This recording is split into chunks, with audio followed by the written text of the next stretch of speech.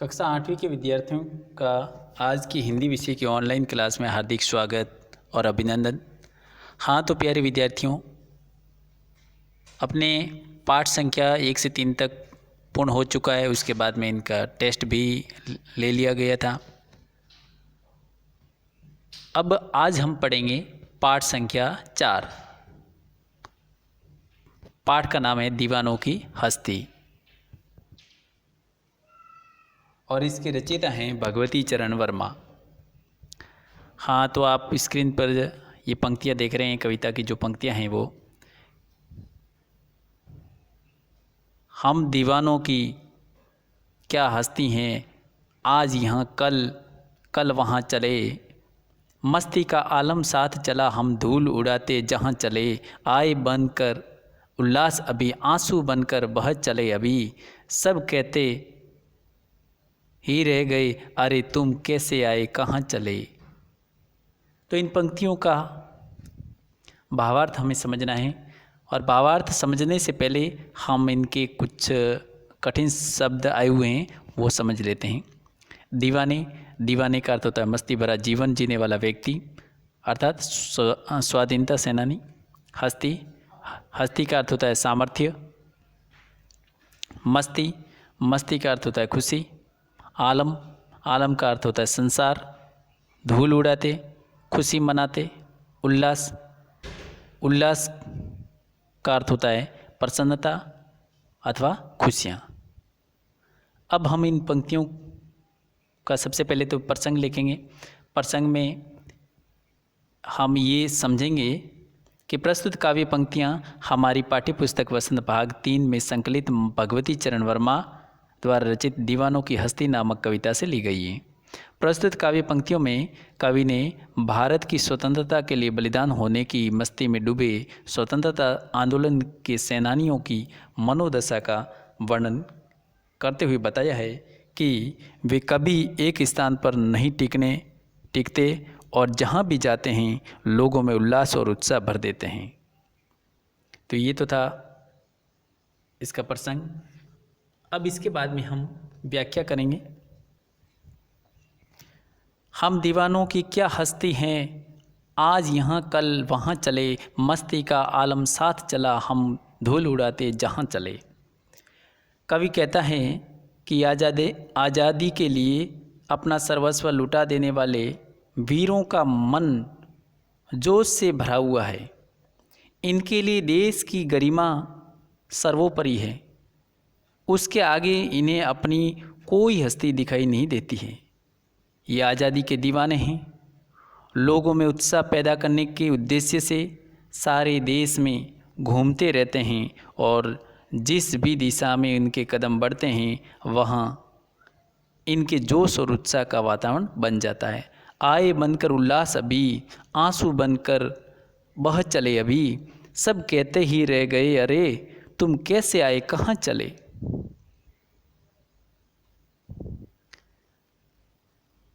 तो फिर आगे देखिए कि कवि के अनुसार ये दीवाने लोगों के लिए हर्ष और उल्लास लाते हैं और जब वे वहाँ से जाते हैं तो उनके बंधु बांधवों की आँखों में स्नेह के आंसू उमड़ पड़ते हैं और वे उनसे कहने लगते हैं कि अभी अभी तो आए थे, इतनी जल्दी कहाँ चल दिए, तुम यहाँ कुछ दिन और रुकना चाहिए। यानी कवि इन कविता के माध्यम से कहना चाहते हैं कि तुम्हें यहाँ कुछ दिनों के लिए रुकना चाहिए। फिर इसके बाद में अगली पंक्तियाँ, किस और चले ये मत पूछो, चलना है बस इसलिए चले, जग से उसका कुछ लिए चले, जग को अपना कुछ दिए चले। दो बात कही दो बात सुनी, कुछ हंसे और फिर कुछ रोए, छक कर सुख दुख के घूंटों को हम एक भाव से पिए चले। अब इन पंक्तियों में कुछ कठिन शब्द आए हुए हैं, उनको समझेंगे। जग, जग का अर्थ होता है संसार या दुनिया। छक कर यानी जी भर कर। प्रसंग। प्रस्तुत पद्य पंक्तियाँ हमारी पाठ्यपुस्तक वसंत भाग 3 में संकलित कवि भगवती चरण वर्मा द्वारा रचित दीवानों की हस्ती नामक कविता से ली गई हैं। इसके बाद में हम व्याख्या करेंगे, व्याख्या को समझेंगे।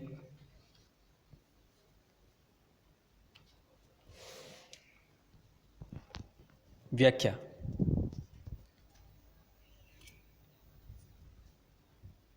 पहली जो 4 पंक्तियाँ हैं, किस ओर चले ये मत पूछो चलना है बस, इसलिए चले जग से उसका कुछ लिए चले, जग को अपना कुछ दिए चले।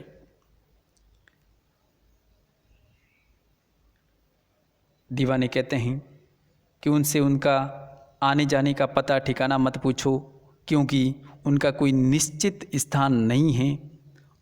उन्हें बस अपने स्वतंत्रता रूपी लक्ष्य तक पहुंचना है, इसलिए चल दिए हैं। फिर आगे देखिए कि दो बात कही, दो बात कही, दो बात सुनी, कुछ हंसे और फिर कुछ रोए, छक कर सुख दुख के घूंटों को हम एक भाव से पिए चले। फिर आगे कहते हैं, वे कहते हैं कि इस संसार से उसकी कुछ यादें लेकर और अपनी कुछ भावनाएं देकर आगे की ओर बढ़ जाते हैं। वे अपने देशवासियों के सुख दुख में साझीदार बनते हैं। वे उनके साथ हंसते और रोते हैं, परंतु उनके लिए दुख और सुख समान हैं। वे दोनों का जी भरकर आनंद लेते हैं। इसके बाद में अगली पंक्तियाँ, हम भिखमंगों की दुनिया में स्वच्छंद लुटाकर प्यार चले, हम एक निशानी सी उर पर ले असफलता का भार चले।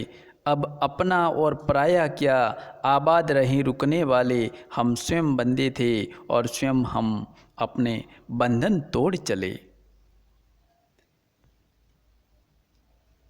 अब ये जो पंक्तियाँ स्क्रीन पर दिखाई दे रही हैं, इनमें कुछ कठिन शब्द आए हुए हैं, वो समझेंगे। भीख मंगे, भीख मंगे का अर्थ होता है भीख मांगने वाले, अभावग्रस्त जीवन जीने वाले। स्वच्छंद का अर्थ होता है स्वतंत्रता या बंधन रहित। निशानी का अर्थ होता है निशानी या चिन्ह। ऊर का अर्थ होता है हृदय या हृदय। असफलता का अर्थ होता है नाकामयाबी। असफलता का अर्थ क्या होता है? नाकामयाबी। आबाद का अर्थ होता है बसना या प्रसन्नतापूर्वक जीवन बिताना। स्वयं, स्वयं का अर्थ होता है अपने आप या खुद। बंधन, बंधन का अर्थ होता है बेड़ियाँ।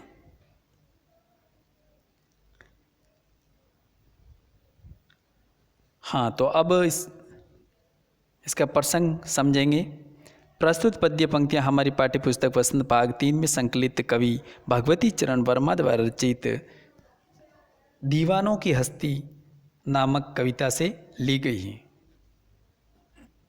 प्रस्तुत पंक्तियों के माध्यम से कवि ने दुनिया की स्वार्थी प्रवृत्ति और दीवानों की सर्वस्व समर्पण करने की प्रवृत्ति की ओर संकेत किया है।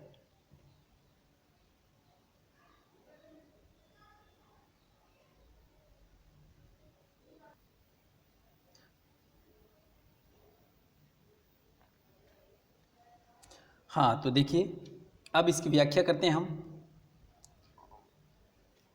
हम भिखमंगों की दुनिया में स्वच्छंद लुटाकर प्यार चले, हम एक निशानी सी उर पर ले असफलता का भार चले। देश के लिए दीवाने बने हुए बलिदानी कहते हैं कि देश के कुछ लोग देश से सदा कुछ न कुछ चाहते ही रहते हैं। देश के लिए कुछ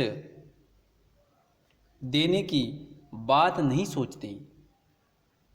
ये लोग भिखमंगों के समान हैं। उन्होंने इन लोगों को देश से सच्चा प्यार करने की भावना सिखाई है। देश से स्वार्थ प्रेम करना हर देशवासी का कर्तव्य है। फिर आगे अगली पंक्तियाँ हैं। अब अपना और पराया क्या, आबाद रहे रुकने वाले, हम स्वयं बंदे थे और स्वयं हम अपने बंधन तोड़ चले। इन देश प्रेम के दीवानों को इस बात पर बड़ा पछतावा होता है कि निरंतर प्रयत्न करने पर भी वे देश को स्वतंत्रता नहीं दिला पाए हैं। अपनी असफलता की इस बोझ को हृदय में धारण किए निरंतर अपने कर्तव्यों को निभाते जा रहे हैं। देशभक्ति की भावना जिनके मन में होती हैं, ऐसे वीर कभी भी किसी के साथ किसी भी आधार पर भेदभाव नहीं करते हैं। उनके लिए कोई भी अपना या पराया नहीं होता है।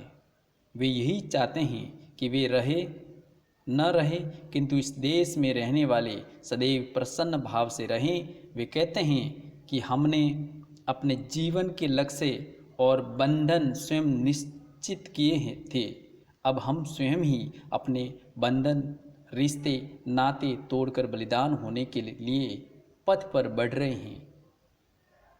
तो इन पंक्तियों का जो भावार्थ है वो आपकी समझ में आ गया होगा।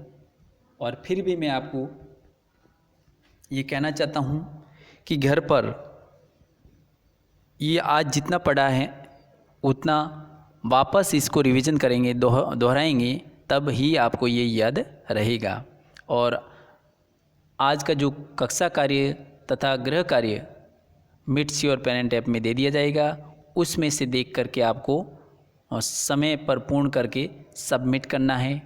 तो आज की कक्षा यहीं पर समाप्त होती है। धन्यवाद। फिर मिलेंगे जब भी अगली क्लास लगेगी उस समय।